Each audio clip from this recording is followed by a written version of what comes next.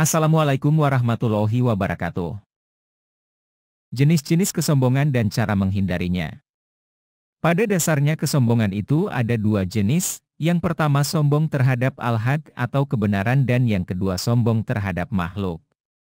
Hal ini dijelaskan oleh Rasulullah Shallallahu Alaihi Wasallam pada hadis.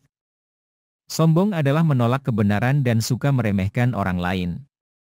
Hadis riwayat Muslim. Menolak kebenaran adalah dengan tidak mau menerima atau menolak kebenaran. Sedangkan meremehkan manusia yaitu merendahkan dan meremehkan orang lain, memandang selain dia rendah dan memandang dirinya lebih tinggi dibandingkan dengan yang lain. Jenis-jenis kesombongan itu. 1. Sombong terhadap al-haq, kebenaran. Sombong ini adalah sombong terhadap al-haq atau kebenaran, dengan tidak mau menerima kebenaran. Maka setiap orang yang menolak kebenaran maka dia telah sombong disebabkan penolakannya tersebut. Oleh karena itu wajib bagi setiap hamba untuk menerima kebenaran yang ada dalam kitabullah dan ajaran para rasul, alaihimussalam. Orang yang sombong terhadap ajaran rasul secara keseluruhan maka dia telah kafir. Ketika datang kebenaran yang dibawa oleh rasul dan dikuatkan dengan ayat-ayat dan bukti-buktinya. Hal ini seperti yang Allah terangkan dalam firman-Nya. Sesungguhnya orang-orang yang memperdebatkan tentang ayat-ayat Allah tanpa alasan yang sampai pada mereka tidak ada dalam dada mereka melainkan hanyalah keinginan akan kesombongan yang mereka sekali-kali tiada akan mencapainya, maka mintalah perlindungan kepada Allah. Sesungguhnya Dia Maha mendengar lagi Maha melihat. Surah Al-Ghafir ayat 56. Maka wajib bagi kita mendahulukan perkataan Rasul Shallallahu Alaihi Wasallam di atas perkataan siapapun. Karena Nabi Shallallahu Alaihi Wasallam adalah pokok kebenaran. Pandangan sikap seorang Muslim terhadap setiap kebenaran adalah menerimanya secara penuh sebagaimana firman Allah Azza wa Jalla, dan tidaklah patut bagi mukmin laki-laki dan mukmin perempuan, apabila Allah dan Rasul-Nya telah menetapkan suatu ketetapan, akan ada bagi mereka pilihan yang lain tentang urusan mereka. Surah Al-Ahzab ayat 36. 2. Sombong terhadap makhluk. Sombong yang kedua adalah sombong terhadap makhluk, yakni dengan meremehkan dan merendahkannya. Hal ini muncul karena seseorang bangga dengan dirinya sendiri dan menganggap dirinya lebih mulia dari orang lain.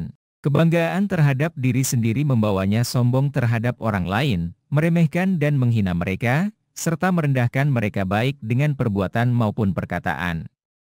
Rasulullah Shallallahu Alaihi Wasallam bersabda, cukuplah seseorang dikatakan berbuat jahat jika ia menghina saudaranya sesama Muslim. Hadis riwayat Muslim. Di antara bentuk kesombongan terhadap makhluk manusia di antaranya adalah sombong dengan pangkat dan kedudukannya, sombong dengan harta, sombong dengan kekuatan dan kesehatan, sombong dengan ilmu dan kecerdasan, sombong dengan bentuk tubuh, dan kelebihan-kelebihan lainnya. Dia merasa lebih dibandingkan orang lain dengan kelebihan-kelebihan tersebut. Padahal kalau direnungkan, siapa yang memberikan harta, kecerdasan, pangkat, kesehatan, bentuk tubuh yang indah? Semua hanyalah nikmat dari Allah Ta'ala. Jika Allah berkehendak, sangat mudah bagi Allah untuk mencabut kelebihan-kelebihan tersebut. Pada hakikatnya manusia tidak memiliki apa-apa, lantas mengapa harus sombong terhadap orang lain? Kesombongan adalah sesuatu perilaku yang tidak disukai oleh manusia. Manusia saja tidak suka terhadap kesombongan manusia yang lain. Apalagi tentunya Allah Subhanahu wa Ta'ala sangat tidak suka apabila melihat hambanya berbuat sombong. Agar terhindar dari sombong atau rasa tinggi hati tersebut, Islam mengajarkan untuk menghindari sikap sombong ini yaitu dengan cara 1. Percaya apapun yang terjadi adalah kehendak Allah. Cara agar kita tidak memiliki rasa tinggi hati yaitu selalu percaya bahwa semua yang terjadi di dunia ini adalah atas kehendak Allah Subhanahu wa Ta'ala. Kita sebagai makhluk, hamba Allah, harus percaya bahwa di dunia ini ada yang mengatur yaitu Allah Subhanahu wa Ta'ala. Kehidupan di dunia dan alam semesta ini pada hakikatnya adalah sedang diatur oleh Allah Subhanahu wa Ta'ala. Tidak sepatutnya manusia tinggi hati atau sombong karena segala sesuatu yang terjadi adalah atas kehendaknya. Allah berfirman, sesungguhnya Tuhanmu maha melaksanakan apa yang Dia kehendaki. Surah Hud ayat 107.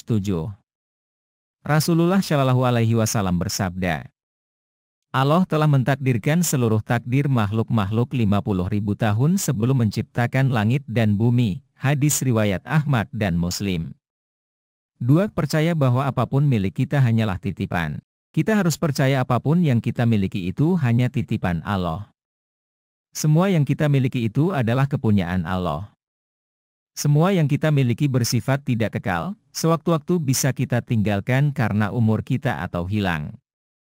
Allah lah pemilik bumi dan langit seisinya, oleh karenanya kita tidak perlu menyombongkan apa-apa yang kita miliki ke orang lain, cukup bersikap biasa-biasa saja karena semua itu adalah titipan sementara. Allah berfirman, hanya milik Allah apa yang ada di langit dan apa yang ada di bumi. Sungguh, kami telah mewasiatkan kepada orang-orang yang diberi kitab suci sebelum kamu dan juga kepadamu, umat Islam, agar bertakwa kepada Allah. Akan tetapi, jika kamu kufur, maka sesungguhnya hanya milik Allah apa yang ada di langit dan apa yang ada di bumi. Allah Maha Kaya lagi Maha Terpuji. Surah An-Nisa, ayat 131. 3. Khawatir terhadap amalan jika tidak diterima. Munculnya sikap sombong bukan hanya dari satu hal saja, bisa dari berbagai faktor lainnya, seperti amalan. Meskipun kita merasa rajin ibadahnya, tidak seharusnya kita untuk bersikap sombong karena merasa amalannya lebih baik. Karena sudah pasti segala sesuatu atas kehendaknya, bisa jadi amalan yang kita kerjakan sudah baik, namun belum tentu diterima oleh Allah Subhanahu wa Ta'ala. Kita pun tidak tahu punya dosa dari mana saja, karena manusia juga tidak luput dari kesalahannya. Oleh karenanya kita tidak patut sombong karena kita tidak bisa memastikan apakah amalan kita diterima atau tidak, karena Allah lah yang mempunyai hak tersebut. Firman Allah, dan orang-orang yang memberikan apa yang telah mereka berikan, dengan hati yang takut. Surah Al-Mu'minun ayat 60. Aisyah mengatakan, wahai Rasulullah, apakah yang dimaksudkan dalam ayat, dan orang-orang yang memberikan apa yang telah mereka berikan, dengan hati yang takut, adalah orang yang berzina, mencuri dan meminum khamr? Nabi Shallallahu Alaihi Wasallam lantas menjawab, wahai putri Aisyah Siddiq, maksudnya Abu Bakar Aisyah Siddiq, yang dimaksud dalam ayat tersebut bukanlah seperti itu. Bahkan yang dimaksudkan dalam ayat tersebut adalah orang yang berpuasa, yang bersedekah dan yang sholat, namun ia khawatir amalannya tidak diterima. Hadis riwayat Tirmidzi dan Ahmad. 4. Banyak mensyukuri nikmat Allah. Hendaklah kita sadar sesadar-sadarnya terhadap segala sesuatu yang kita jalani hari ini, seperti masih bisa makan yang layak, masih tidur di tempat yang nyaman, masih punya pekerjaan, dan setidaknya memiliki orang-orang yang kita kenal. Itulah sebuah rezeki yang luar biasa dari Allah Subhanahu wa Ta'ala yang sepatutnya kita syukuri. Belajar untuk memahami segala sesuatu yang ada di sekitar kita, maka rasa syukur pun ikut terbuka lebar. Dengan banyaknya mensyukuri nikmat dari Allah menjadikan tidak perlu ada rasa tinggi hati. Allah Subhanahu wa Ta'ala berfirman, dan ingatlah juga, tatkala Tuhan kalian memaklumatkan, sesungguhnya jika kalian bersyukur atas nikmatku, pasti kami akan menambah nikmat kepada kalian, dan jika kalian mengingkari nikmatku, maka sesungguhnya azabku sangatlah pedih. Surah Ibrahim ayat 7. Bersyukur atas semua nikmat yang Allah Subhanahu wa Ta'ala berikan juga dapat meningkatkan keimanan kita kepada Allah Subhanahu wa Ta'ala karena kita selalu mengingat Allah Subhanahu wa Ta'ala, seperti yang disampaikan dalam hadits riwayat Tabrani. Allah berfirman dalam hadits qudsinya, wahai anak Adam, bahwa selama engkau mengingat aku, berarti engkau mensyukuri aku, dan apabila engkau melupakan aku, berarti engkau telah mendurhakai aku. Hadis riwayat Tabrani. Allah berfirman, maka ingatlah kepadaku, aku pun akan ingat kepadamu. Bersyukurlah kepadaku, dan janganlah kamu ingkar kepadaku. Surah Al-Baqarah ayat 152. Nikmat yang diberikan Allah Subhanahu wa Ta'ala sejak kita lahir sampai sekarang tentu sudah begitu banyak. Seperti yang tertuang dalam firman Allah. Dan Allah mengeluarkan kamu dari perut ibumu dalam keadaan tidak mengetahui sesuatu pun, dan Dia memberi kamu pendengaran, penglihatan dan hati, agar kamu bersyukur. Surah An-Nahl ayat 78. Nikmat Allah Subhanahu wa Ta'ala yang sangat banyak ini, bahkan mustahil bagi kita untuk bisa menghitung setiap nikmat yang diberikan Allah Subhanahu wa Ta'ala kepada kita. Allah berfirman, "Dan jika kamu menghitung nikmat Allah, niscaya kamu tidak akan mampu menghitungnya. Sungguh, Allah benar-benar Maha Pengampun, Maha Penyayang." Surah An-Nahl ayat 18. 5. Sadar diri mempunyai banyak dosa. Manusia tidak luput dari kesalahan yang mengakibatkan bertambahnya dosa. Kita tidak tahu sudah berapa banyak dosa yang diperbuat dari masa lalu hingga sekarang ini. Merenungkan terhadap dosa sendiri adalah salah satu cara agar kita terhindar dari rasa bangga, tinggi hati dan sombong. Sehingga kita pun merasa tidak layak untuk bersikap sombong seperti itu. Agar kita selalu sadar atas perbuatan dosa kita dan agar kita tidak berlaku sombong, seringlah kita istighfar atau taubat menyesali perbuatan dosa yang telah kita lakukan. Allah berfirman, "Siapa yang bertobat dan beramal saleh sesungguhnya dia bertobat kepada Allah dengan tobat yang sebenarnya." Surah Al-Furqan ayat 71. 6. Sadar bahwa dunia adalah fana. Kita harus sadar bahwa hidup di dunia ini adalah fana, tidak kekal atau sementara.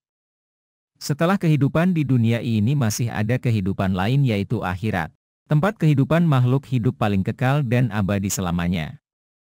Tidak pantas hidup sombong di dunia yang sementara ini, kita saja tidak bisa menentukan sampai di mana kehidupan di dunia ini, kita pasti akan mati tetapi tidak tahu kapan itu terjadi.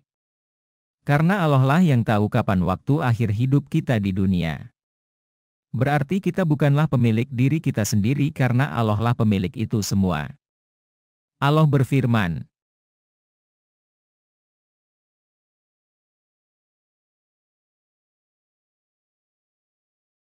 "Ketahuilah bahwa kehidupan dunia itu hanyalah permainan, kelengahan, perhiasan, dan saling bermegah-megahan di antara kamu serta berlomba-lomba dalam banyaknya harta dan anak keturunan.